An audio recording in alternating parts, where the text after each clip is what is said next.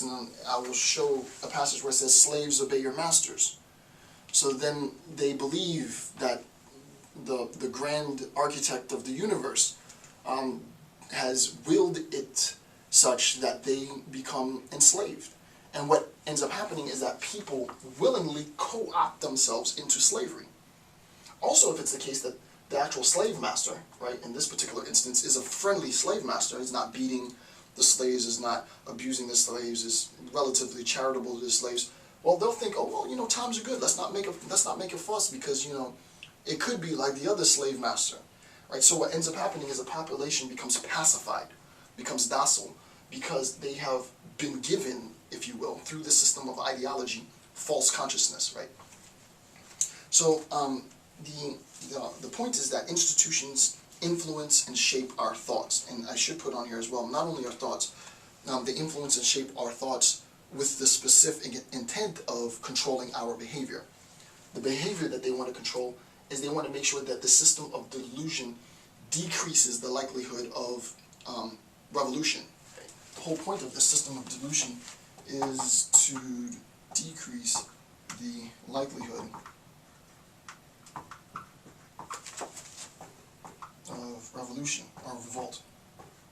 Right? You want to decrease the likelihood of revolt. Right? So in Lucas's account of Marx's conception, if you will, loosely stated, of false consciousness, those in power, those in control of hegemonic power, recognize that they have to construct the system of delusion in order to get people to buy into their own pacification, in order to get people to buy into their own oppression, in a very real sense, right? What we'll see is that post-structuralists are actually going to deny this, right? And this is where post-structuralism runs into its most challenging ideological piece, right? This is going to be criticized, right? This is a Marxist conception, and the post-structuralist is not going to buy into this conception, which is where I think you really, really get to have an understanding of what post-structuralism really is, right? Because we're going to recognize that it's not this, right? It's something else, and I'll talk about what it is in a little bit. But you won't be able to understand what it is unless you understand sort of this notion of false consciousness. So then, consciousness and thus identity, right? Consciousness and identity is a consequence under this Marxist conception of false consciousness of material circumstance, right? And I talked about this before in my discussion of Spivak. Class consciousness is the condition for subjectivity, right? And we don't mean class consciousness on a familial level, right? We mean class consciousness on a political, governmental, organizational level, right? At the level of the politic. So class consciousness becomes a consequence of material circumstance. That's very important. Now what ends up happening is that this system of delusion, this system of misinformation is intentionally put in place by hegemonic power as a means of controlling the subordinate population, right? Without the system of delusion in place, then what would happen is I would have direct access to the intent of the hegemonic power, and we recognize that once I see what the goal is, no individual in their right mind is going to remain in this oppressive system. Like taxation without representation is not possible, right? The population isn't that docile. When you're that audacious that, oh, I'm just going to exploit these people and they're going to let me do it. No, you're going to be able to galvanize the population against you. So what you want to do in order to preserve your power is to keep them misinformed. So for Marx then, now I can erase some of this.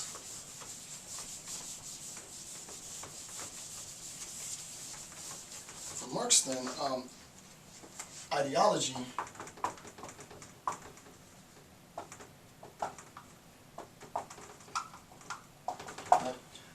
for Marx, first, capitalism then constructs a system to, and this is a quote, defend property, right? What capitalism does, the point of it,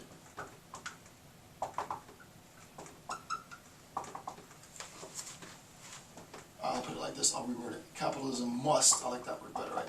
Capitalism must construct a system. And this is a quote, defend property. Right? So capitalism has to construct a system Obviously, this system is an ideological system. Obviously, this ideological system is enforced and used by those in control of hegemonic power. That control is directed towards the proletariat that would otherwise rebel were they to understand what was really going on. So this is a system of not only indoctrination, but willful misinformation. Right? So capitalism must construct a system to defend property. I mean, that's very, very important. So property, the idea of having, the idea of ownership, the idea of value, we recognize before, Spivak talked about this, but she actually gets it from Marx, is that there's a relationship between labor and value. Right? So the idea that you can draw immediately is the following, right? The more you work, right, under this system, the more valuable one is, right? And this is what capitalism is set out, this is the necessary conclusion you have to arrive at, whether you ascribe to a capitalist system or not, right? Within the system of capital, under the sort of signified relationship of labor value, we recognize that the more you work, the more valuable you become. Right? And we want to believe this, right? So we believe, yeah, that's true, right? The more you work, the more valuable you are, right? The more you work, the more independent you are, right? We start to believe this, right? We believe this, right? And we use this to justify our defense of our property, right? So I say, well, yeah, I'm afforded the luxury of having a very nice home, and a very nice car, and a very nice lifestyle, and very nice clothes because I worked hard for it, right? So then you'll hear a lot of people that start to use this language and this verbiage, right? I am justified in my having because my having, my possession, my ownership came as a consequence of my labor. And a lot of people believe this. But the point is that this is a construct, this is a delusion. This is a delusion that was willfully implemented by hegemonic power because those in hegemonic power don't work as hard as you work, right? They, quote unquote, make their money work for them, right? So investments, I don't work, my money works for me, right? But they don't want you to know that, right? If it's the case that you really understood the benefits of investment, you really wouldn't have to work in the sense of I'm working a 40-hour week or a 60-hour week. Most Americans now are probably working 60-hour plus, right? Do you think those in control of hegemonic power are working at the same labor as you're working 60 hours? No, absolutely not. Absolutely not, right? So the point is, the belief that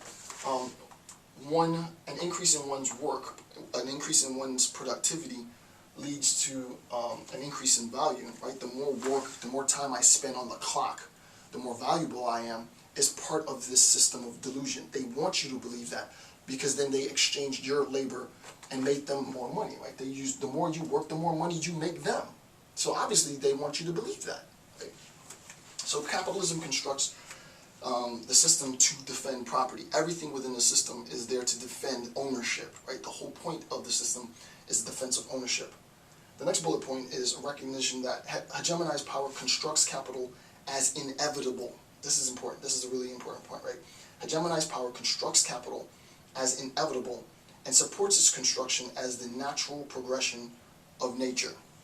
Okay, that's a mouthful, right? What does that mean? So we'll say capital becomes,